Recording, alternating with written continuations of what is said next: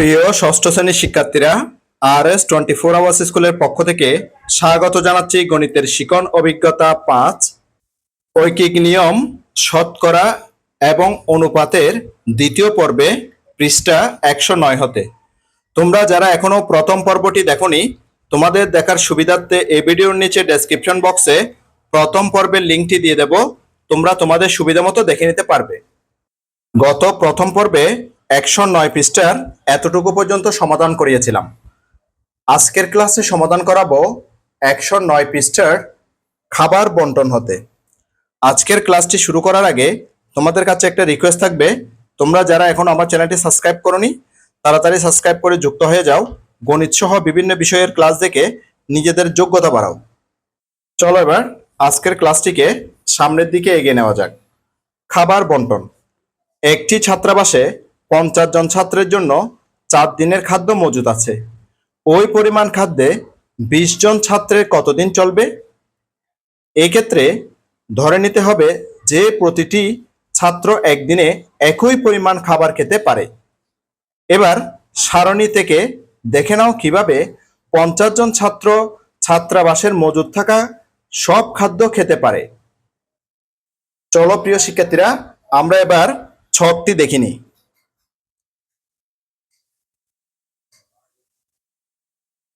ছক থেকে আমরা দেখতে পাচ্ছি প্রথম ছাত্র, দ্বিতীয় ছাত্র, তৃতীয় ছাত্র, এভাবে 50 জন ছাত্র একদিন একদিন একদিন করে করে খাবারগুলো যে খাচ্ছে। তাহলে আমরা দেখতে পেলাম যে 1 থেকে 50 জন ছাত্র এভাবে প্রথম দিন খাবার খাচ্ছে। এভাবে প্রথম ছাত্র থেকে 50তম ছাত্র পর্যন্ত দ্বিতীয় দিন খাবার খাচ্ছে। এভাবে প্রথম ছাত্র থেকে যে 50তম ছাত্র পর্যন্ত তৃতীয় দিন খাবারগুলো খাচ্ছে। এবার প্রথম ছাত্র থেকে একদম 50তম ছাত্র পর্যন্ত চতুর্থ দিন খাবারগুলো খাচ্ছে। মাঝখানে আমরা দেখতে পাচ্ছি যে এখানে চতুর্থ ছাত্র থেকে একেবারে ডট ডট দিয়ে 48তম ছাত্র পর্যন্ত চলে আসছে। কারণ হচ্ছে যে এগুলো যদি প্রত্যেকটা ছাত্র এভাবে লিখতে হয় তাহলে কিন্তু অনেক জায়গার প্রয়োজন হবে। সেজন্য এভাবে ডট ডট দিয়ে লেখা হয়েছে। এতে করে যে চতুর্থর পরে পঞ্চম থেকে এরপরে 47 পর্যন্ত এগুলো ডট ডট বোঝানো হয়েছে। 48 থেকে 50তম এখানে বোঝানো হয়েছে। এবার চলো পরের পৃষ্ঠায় যাওয়া যাক। এবার কি বলা হচ্ছে দেখো, এবার ভেবে দেখো তো ওই পরিমাণ খাদ্য মাত্র একজন ছাত্র কয়দিনে খেতে পারবে? তোমাদেরকে এই প্রশ্নটা করেছে।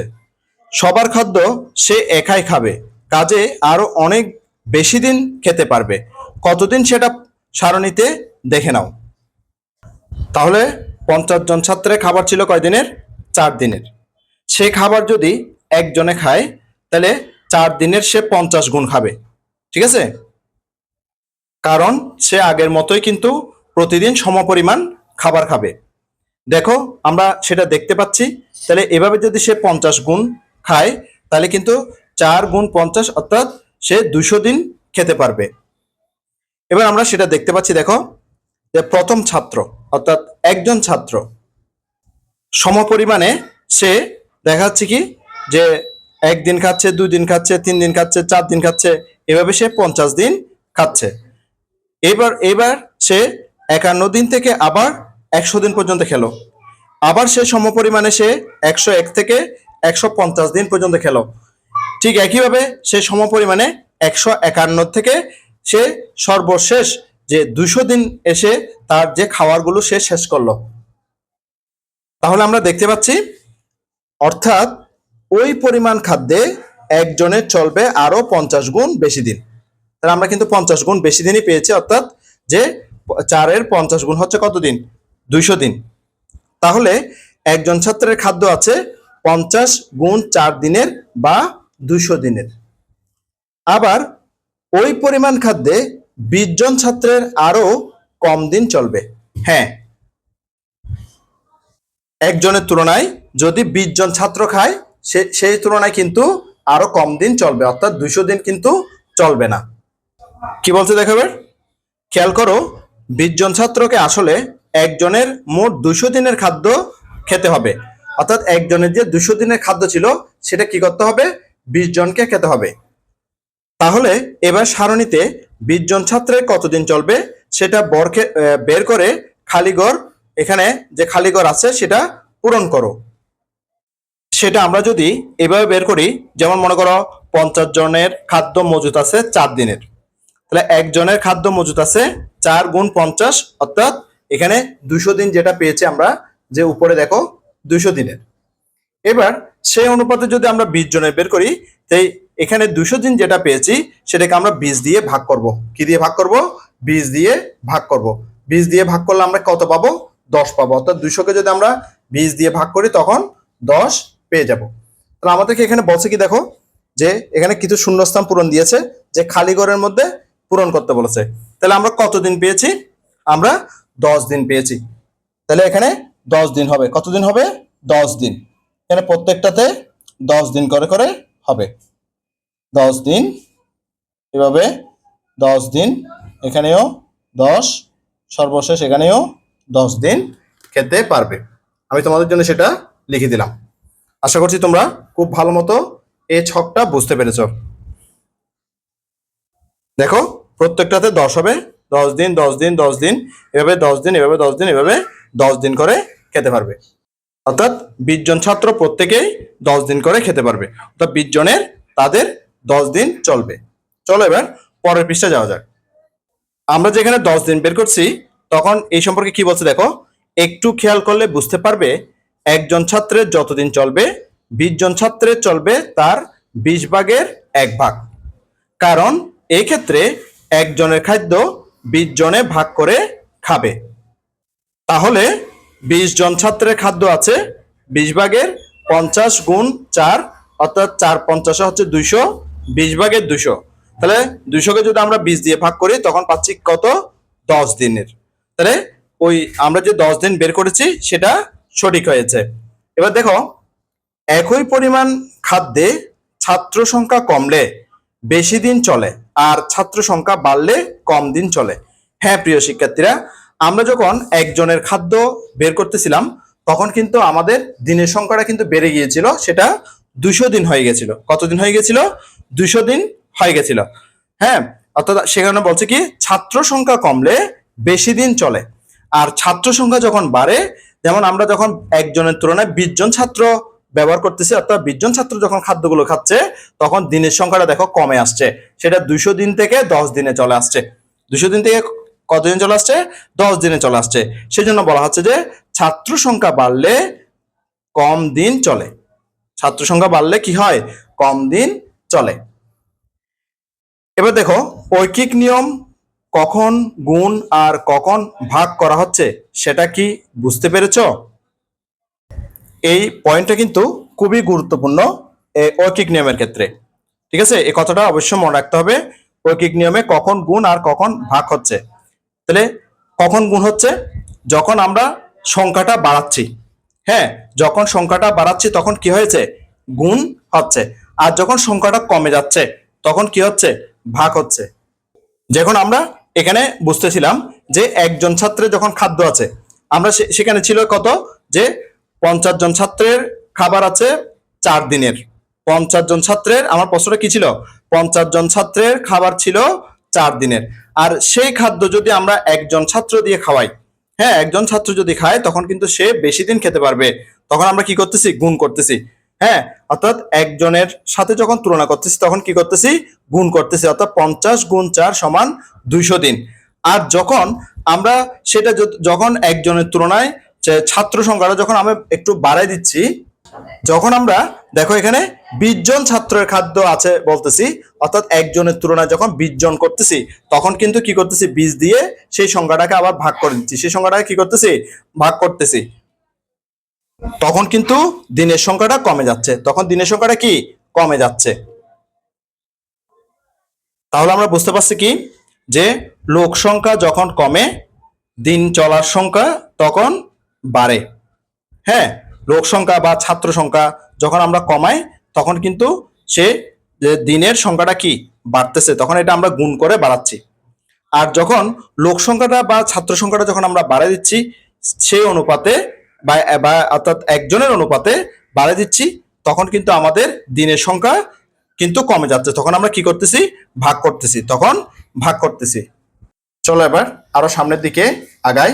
আমাদেরকে এখানে নিচে কিছু যে বলছে কি নিচের বাস্তব সমস্যাগুলির ছবির মাধ্যমে সমাধান করো। এখানে কিছু বাস্তব সমস্যা দিয়েছে, এই সমস্যাগুলো সমাধান করতে বলা হয়েছে। প্রথম সমস্যাটা দেখো যে 7 কেজি চালের দাম 280 টাকা হলে 15 কেজি চালের দাম কত। প্রথমে আমি 1 নম্বর সমস্যাটার সমাধান তোমাদেরকে করে দেখাচ্ছি। দেখো প্রিয় শিক্ষার্থীরা, যে আমি 1 KG 1 KG 1 KG 1 KG 1 KG 1 KG 1 KG এভাবে 7 কেজি চালের কথা লিখছি। এই 7 কেজি চাল দাম কত? 280 টাকা। সেভাবে আমাদেরকে বলছে 15 কেজি চালের দাম কত। এবার দেখো আমরা 15টা কিভাবে ভাগ করছি। 7 কেজি 7 কেজি, হ্যাঁ, তাহলে 7 7 14, এরপরে 1 কেজি। তাহলে দেখো এবার 15 কেজিটাকে যেভাবে ছবির মাধ্যমে ভাগ করেছি সেটা এখানে লিখে দিচ্ছি, অর্থাৎ 15 কেজি সমান 2 গুণ 7, অর্থাৎ 7 দুইটা, সেজন্য 2 গুণ 7 কেজি যোগ আর বাকি থাকে 1 কেজি। তাহলে এখন 7 কেজি চালের দাম কত? 280 টাকা। 7 কেজি চালের দাম কত? 280 টাকা। এবার 1 কেজি চালের দাম কম হবে, যে 1 কেজি চালের দাম কম, সেজন্য ভাগ হচ্ছে 280 ভাগ 7 সমান কত? 40 টাকা। সমান কত টাকা? 40 টাকা। তাহলে আমরা কি বুঝলাম? বেশি যখন হয়ে যায় তখন গুণ হয়, আর ভাগ যখন হচ্ছে যখন কম হয় তখন কি হচ্ছে? ভাগ হচ্ছে। তাহলে 40 টাকা পেলাম। তাহলে সুতরাং 15 কেজি চালের দামটা কত হবে? তাহলে 280 গুণ 2, অর্থাৎ আমরা যে 7 কেজি 7 কেজি দুইটা পেয়েছি, সেজন্য 7 কেজির দামকে 2 দিয়ে গুণ করছি, হ্যাঁ, যোগ 1 কেজি চালকে এখানে যোগ করে দিছি, আর অর্থাৎ 1 কেজির দামটাকে যোগ করে দিছি। তাহলে 2 গুণ 280 সমান 560 টাকা, যোগ এখানে 1 কেজির দাম 40 টাকা, তাহলে এটার সাথে এটা যোগ করলে হয় 600 টাকা। তাহলে আমরা 15 কেজি চালের দাম পেয়েছি কত? 600 টাকা। সম্পূর্ণ সমাধানটা আমি তোমাদের জন্য ছোট করে দেখাচ্ছি যাতে তোমরা একসাথে লিখতে পারো। আশা করছি তোমরা ইতিমধ্যে লিখে নিয়েছো। এবার বাস্তব সমস্যার 2 নম্বর সমস্যাটা দেখো। একটি ছাত্রাবাসে 50 জন ছাত্রের 15 দিনের খাদ্য মজুদ আছে। ওই পরিমাণ খাদ্যে 25 জন ছাত্রের কতদিন চলবে? তাহলে 25 জন ছাত্রের কতদিন চলবে সেটা আমাদেরকে নির্ণয় করতে বলেছে। এই সমাধানটা প্রথমে আমি তোমাদেরকে ঐকিক নিয়মের মাধ্যমে দেখাচ্ছি, এরপরে ছবির মাধ্যমে দেখাবো। 50 জন ছাত্রের জন্য খাদ্য আছে 15 দিনের। একজন ছাত্রের জন্য খাদ্য আছে 15 গুণ 50, অর্থাৎ বেশি দিন থাকবে। অর্থাৎ একজন ছাত্র কিন্তু যদি খায়, সম পরিমাণে খায়, সে কিন্তু অনেক দিন খেতে পারবে, অর্থাৎ 15 দিনের 50 গুণ সে খেতে পারবে।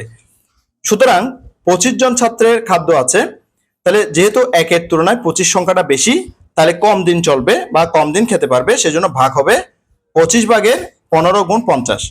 এখন আমরা 25 দিয়ে যদি 50কে ভাগ করি তখন এখানে পাই 2, সেই 2 দিয়ে যদি 15কে গুণ করি তাহলে 15 দুগুণ আমরা 30 দিনের পেয়ে যাই। তাহলে 25 জন ছাত্রের ওই খাদ্য 30 দিন চলবে। এবার আমরা সেটা যে ছবির মাধ্যমে বা চিত্রের মাধ্যমে দেখাচ্ছি। দেখো প্রথমে লিখছি 50 জন ছাত্রের 15 দিনের সারণী। এখানে দেখো প্রথম ছাত্র থেকে একদম যে 50 জন ছাত্র পর্যন্ত প্রথম দিন খেয়েছে সেটা দেখালাম, ঠিক আছে। অর্থাৎ প্রথম ছাত্র প্রথম দিন থেকে 50 দিন, এখানে কিন্তু ডট ডট দিয়ে বুঝিয়ে দিয়েছি যে এখানে দ্বিতীয় দিনের পরে একদম 47 দিন পর্যন্ত এখানে অবস্থান করতেছে, সেটা বুঝিয়ে দিয়েছি। এরপরে প্রথম ছাত্র যে দ্বিতীয় দিন থেকে এভাবে যাচ্ছে যে 50তম ছাত্র পর্যন্ত খাচ্ছে, হ্যাঁ, অর্থাৎ প্রথম ছাত্র প্রথম দিন থেকে 50তম দিন, প্রথম ছাত্র থেকে 50তম ছাত্র, যেহেতু আমাদের এখানে 50 জন ছাত্রের কথা বলেছে, তাহলে প্রথম দিন খেয়েছে এভাবে। এবার প্রথম ছাত্র থেকে 50তম ছাত্র দ্বিতীয় দিন খেয়েছে এভাবে। এভাবে যে প্রথম ছাত্র থেকে 50তম ছাত্র পর্যন্ত একদম যে তৃতীয় দিন খেয়েছে, এরপরে চতুর্থ দিন, পঞ্চম দিন, ষষ্ঠ দিন, হ্যাঁ, সপ্তম দিন, অষ্টম দিন, নবম দিন, দশম দিন, 11তম দিন, 12তম দিন, এরপরে 13তম দিন দেখিয়েছি এখানে, এরপরে 14তম দিন দেখিয়েছি, এরপরে 15তম দিন পর্যন্ত দেখিয়েছি। এভাবে যদি আমরা দেখাতে থাকি, এইভাবে ডট ডট দিয়ে না দেখালে যদি আমরা এভাবে দেখাতেই থাকি, তাহলে আমাদেরকে এখানে 15 × 50 অর্থাৎ 750টা এভাবে এভাবে ঘর করতে হবে, এভাবে ঘর করতে হবে। তখন কিন্তু আমাদের অনেক বড় একটা জায়গার প্রয়োজন হবে। যদি তোমরা করতে পারো সেটা ভালো, তোমরা করে নিতে পারবা। বড় পোস্টার পেপারের মধ্যে সেটা করতে হবে। অর্থাৎ আমি এখানে দেখিয়েছি যে 50 জন ছাত্রের 15 দিনের খাদ্য সারণী। এবার দেখাবো যে ওই খাদ্য একজন ছাত্রের কতদিন চলে তার সারণীটা। অর্থাৎ আমি যে এখানে ঐকিক নিয়মের মধ্যে লিখেছি যে 50 জন ছাত্রের খাদ্য আছে 15 দিনের, এই লাইনটার সারণীটা হচ্ছে যে এটা, এই পুরোটা, ঠিক আছে? এই পুরোটা হচ্ছে যে ওই প্রথম লাইনটার সারণী। এবার দ্বিতীয় লাইনের সারণী দেখাবো। অর্থাৎ দ্বিতীয় যে লাইনটা লিখছি যে একজন ছাত্রের খাদ্য কতদিনের আছে, অর্থাৎ 15 × 50 সেটা দেখাবো। এবার সেই সারণীটা দেখো যে ওই খাদ্য একজন ছাত্রের কতদিন চলে তার সারণী। এটা দেখো সারণীটা ভালো করে।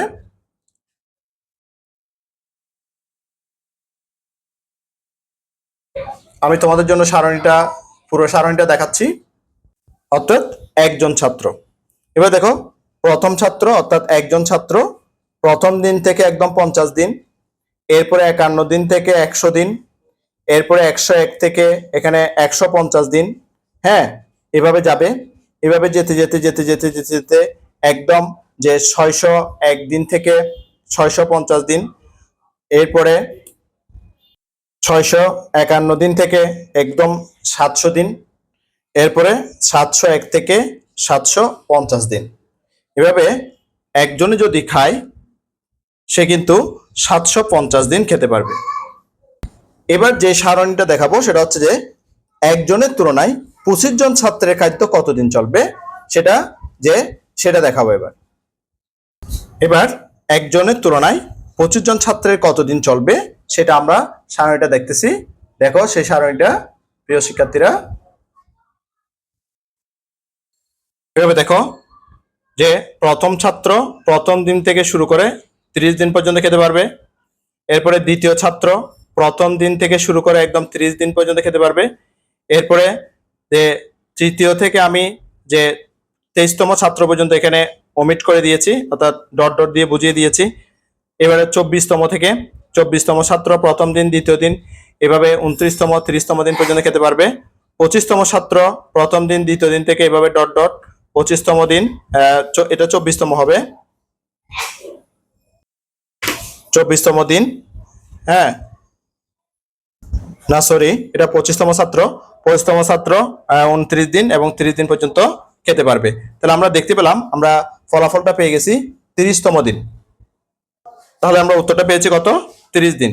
ঠিক আছে, আমাদের ঐকিক নিয়মের মাধ্যমে যেটা বের করেছিলাম যে এখানে দেখো যে 30তম দিন, সেই ঠিক একইভাবে আমাদের যে সারণীর মাধ্যমে যেটা দেখিয়েছি সেটাও কিন্তু 30তম দিন পেয়েছি। এবার 3 নম্বর সমস্যাটা দেখো।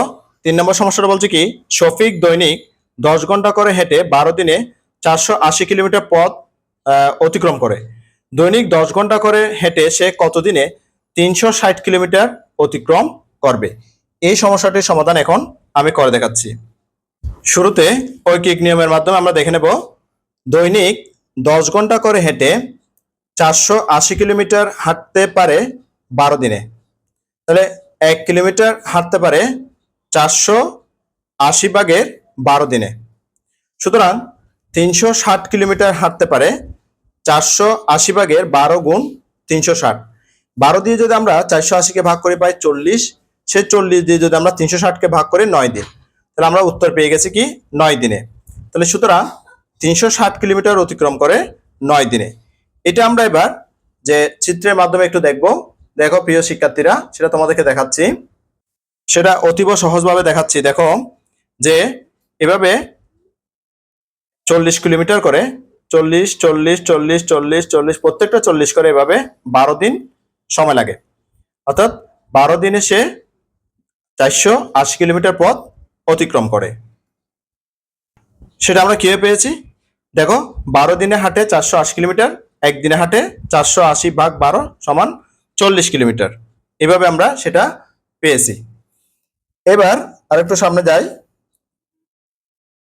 এবার দেখো সে 40 কিলোমিটার করে করে 360 কিলোমিটার অতিক্রম করতে তার কয়দিন লাগবে? তাহলে 40 40 40 40 40 40 এভাবে 40 40 40 করে 9 দিন সময় লাগবে। অর্থাৎ 40কে আমরা 9 দিয়ে গুণ করলে 360 কিলোমিটার পেয়ে যাই। তাহলে তার কয়দিন সময় লাগতেছে? 9 দিন সময় লাগবে। অর্থাৎ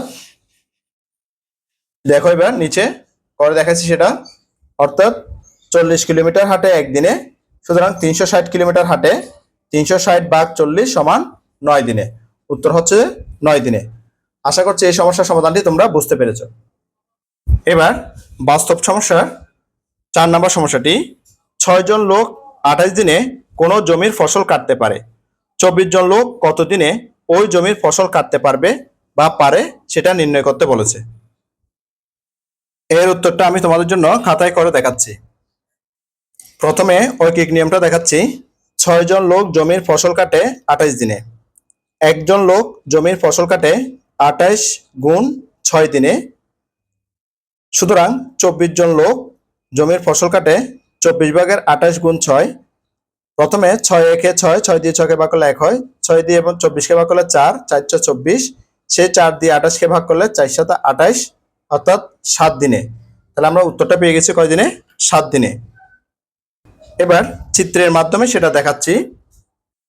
দেখো 6 জন লোকের 28 দিন ফসল কাটার সারণী, সেটা আমি তোমাদের জন্য দেখাচ্ছি, তোমরা দেখে নাও। তাহলে প্রথম জন, দ্বিতীয় জন, এভাবে ষষ্ঠ জন প্রথম দিন, এভাবে প্রথম জন, দ্বিতীয় জন, এভাবে ষষ্ঠ জন দ্বিতীয় দিন, এইভাবে সেটা চলমান আছে। অর্থাৎ প্রথম জন প্রথম দিন থেকে 28 দিন পর্যন্ত, দ্বিতীয় জন প্রথম দিন থেকে 28 দিন পর্যন্ত, এভাবে তৃতীয় চতুর্থ জন এখানে ডট ডট দিয়ে বোঝানো হয়েছে, পঞ্চম জন প্রথম দিন থেকে 28 দিন পর্যন্ত, ষষ্ঠ জন প্রথম দিন থেকে 28 দিন পর্যন্ত। এবার ওই জমির ফসল একজন লোকে কত দিনে কাটতে পারবে তার সারণীটা দেখাচ্ছি। দেখো এবার সেই সারণীটা দেখে নাও যে প্রথম জন প্রথম দিন থেকে 28 দিন, আবার 29 দিন থেকে 56 দিন, এভাবে 57 দিন থেকে, এরপরে একদম 113 দিন থেকে 140 দিন, 141 দিন থেকে 168 দিন লাগবে। অর্থাৎ একজনে যদি ধান কাটে তার 168 দিন লাগবে। অর্থাৎ ঐকিক নিয়মের মধ্যে যে একজন লোকের জমির ফসল কাটতে সময় লাগে কত? 28 গুণ 6। 28 গুণ 6 মানে হচ্ছে যে তোমার 168 দিন। এটা হচ্ছে যে 168 দিন লাগবে। ঠিক আছে, সেই 168 দিনটাকে এখানে সারণীর মাধ্যমে দেখানো হয়েছে 168 দিন। ঠিক আছে, এই 168 দিন। আশা করছি তোমরা সেটা বুঝতে পেরেছ। এবার ওই জমির ফসল 24 জন লোকে কত দিনে কাটতে পারবে তার সারণী। দেখো এবার প্রথম জন লোক 1 দিন 2 দিন এভাবে সপ্তম দিন কাটতে পারবে। দ্বিতীয় জন লোক 1 দিন 2 দিন এভাবে সপ্তম দিনে কাটতে পারবে। এভাবে তৃতীয় চতুর্থ পঞ্চম ষষ্ঠ সপ্তম এভাবে একদম 22তম পর্যন্ত 22তম জন প্রথম দিন দ্বিতীয় দিন এভাবে সপ্তম দিনে কাটতে পারবে। ঠিক একইভাবে যে 24তম জন অর্থাৎ 24 জন লোক প্রথম দিন দ্বিতীয় দিন তৃতীয় দিন এভাবে যে সপ্তম দিনে কেটে শেষ করতে পারবে। তাহলে আমরা বুঝতে পারলাম যে সকলে সপ্তম দিনে কাজটি শেষ করতে পারবে, যেটা আমরা ঐকিক নিয়মের মাধ্যমে বের করেছিলাম যে সপ্তম দিনে। হ্যাঁ, 24 জন লোক ওই জমির ফসল 7 দিনে কেটে শেষ করতে পারবে, যেটা আমরা ছবির মাধ্যমে বা চিত্রের মাধ্যমে কিন্তু দেখতে পেলাম যে 7 দিনে। আশা করছি সমাধানগুলো তোমরা খুব ভালো মতো বুঝতে পেরেছো। তাহলে এর মাধ্যমে আমরা কিন্তু বাস্তব সমস্যার সমাধানগুলো করে নিলাম। এবার তোমাকে একটা কাজ দিছে, এই কাজটা তোমরা অবশ্যই করবা। যে দেখো তোমার চারপাশে বাস্তব জীবনে ঘটে এরকম একটি ঘটনা খুঁজে বের করো যেখানে ঐকিক নিয়ম প্রয়োগে সমাধান পাওয়া যায়। তারপর সমস্যা ও সমাধান প্রক্রিয়ার বিবরণ ও ছবি পোস্টার কাগজে লিখে ও এঁকে পরবর্তী ক্লাসে শিক্ষক ও সহপাঠীদের সামনে উপস্থাপন করো, যেটা তোমরা পোস্টার কাগজের মাধ্যমে করতে পারো। প্রিয় শিক্ষার্থীরা, এরকম একটা বাস্তব সমস্যা আমি তোমাদেরকে এখানে যে বাস্তব সমস্যা আমরা 4টা সমাধান করেছি, সেখান থেকে একটা বাস্তব সমস্যা তোমরা যে তোমাদের মতো করে সাজিয়ে নিতে পারো। যেমন মনে করো 4 নাম্বার সমস্যাটার মতো করে আমি তোমাদেরকে একটা বাস্তব সমস্যার সমাধান সমস্যা প্রশ্ন করে দিচ্ছি। সেই প্রশ্নটা তোমরা এই 4 নাম্বার যেভাবে আমি করে দেখিয়েছি সেভাবে তোমরা সমাধান করে পরবর্তী ক্লাসে নিয়ে আসবে। এবার প্রশ্নটা তোমাদের জন্য তৈরি করেছি। যেমন মনে করো এখানে দিয়েছে 6 জন লোক, আমি এখানে দিতে পারি 6 জনের পরিবর্তে 8 জন লোক। হ্যাঁ, তাহলে এখানে 28 দিন দিয়েছে, আমি 28 দিনের পরিবর্তে দিতে পারি 30 দিন। হ্যাঁ, এখানে বলছে কি দিনে কোন জমির ফসল কাটতে পারে, তাহলে আমরা দিনের জমির ফসলের পরিবর্তে কি দিতে পারি, দিনে কোন একটি বাড়ি বানাতে পারে। এখানে একটা দিতে পারি কি, কোন একটি বাড়ি বানাতে পারে। ঠিক আছে, এই লাইনটা দিতে পারি, কোন একটি বাড়ি বানাতে পারে। ঠিক একইভাবে আমি 24 জনের পরিবর্তে দিতে পারি 16 জন লোক কতদিনে ওই বাড়িটি তৈরি করতে পারবে। এখানে জমির পরিবর্তে কি লিখবো, ওই বাড়িটি তৈরি করতে পারবে,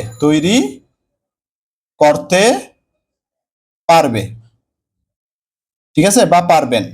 এভাবে এই প্রশ্নটা ঠিক একইভাবে এই যে 4 নাম্বার যেভাবে সমস্যা করে দিয়েছি তোমাদেরকে, সেভাবে সমাধান করে দিয়েছি, সমস্যা সমাধান করে দিয়েছি 4 নাম্বারের, সেভাবে তোমরা সমাধানটা করে অবশ্যই এবারে ক্লাসের মধ্যে দেখাতে পারবে।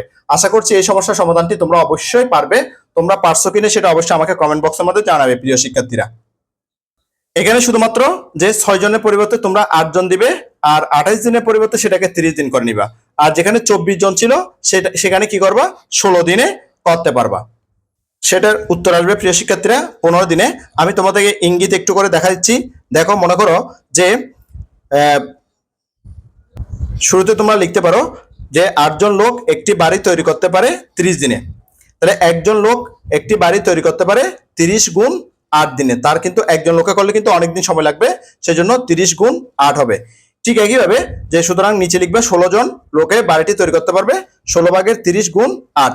এবার 8 একে 8 1 হবে, 8 দিয়ে 16কে ভাগ করলে 2 হবে, সেই 2 দিয়ে 30কে ভাগ করলে 15 হবে। তাহলে 15 কে 15, তোমরা উত্তরটা পেয়ে গেছো 15 দিনে। তাহলে এভাবে এটাকে চিত্রের মাধ্যমে তোমরা উপস্থাপন করবে। আশা করছি আজকের ক্লাসটি তোমাদের কাছে অনেক চমৎকার লেগেছে। আজকের ক্লাসটি এই পর্যন্ত। আমি আগামী ক্লাসে পরবর্তী পৃষ্ঠার শতকরা অর্থাৎ পার্সেন্টেজ থেকে শুরু করব। গণিতের শিখন অভিজ্ঞতা 5 ঐকিক নিয়ম, শতকরা এবং অনুপাতের 3য় পর্বটি দেখার আমন্ত্রণ জানাচ্ছি।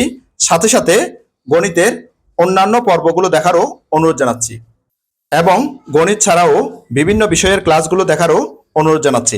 ইতিমধ্যে তোমরা যারা আমার চ্যানেলটি সাবস্ক্রাইব করে আমার ক্লাসগুলো নিয়মিত দেখতেছো, তোমাদেরকে আমার অন্তরের অন্তঃস্থল থেকে অসংখ্য ধন্যবাদ। আর যারা সবেমাত্র আজকে প্রথমবার আমার ক্লাসটি দেখলা, তোমাদের প্রতি অনুরোধ রইল তোমরা আমার চ্যানেলটি সাবস্ক্রাইব করে পাশের নোটিফিকেশন অল করে বেল বাটনটিকে বাজিয়ে দাও। আর তোমার বন্ধুদের সাথে ও আত্মীয়স্বজনের সাথে ক্লাসগুলো বেশি বেশি শেয়ার করো, যাতে করে তারাও তোমার মতো দেখে উপকৃত হয়। গণিতের শিখন অভিজ্ঞতা 5 ঐকিক নিয়ম, শতকরা ও অনুপাতের 3য় পর্বটি দেখার আমন্ত্রণ জানিয়ে আজকের ক্লাসটি থেকে এখানে বিদায় নিচ্ছি। সবাই ভালো থাকবা, সুস্থ থাকবা, অবশ্যই নিরাপদে থাকবা। সবাইকে ধন্যবাদ।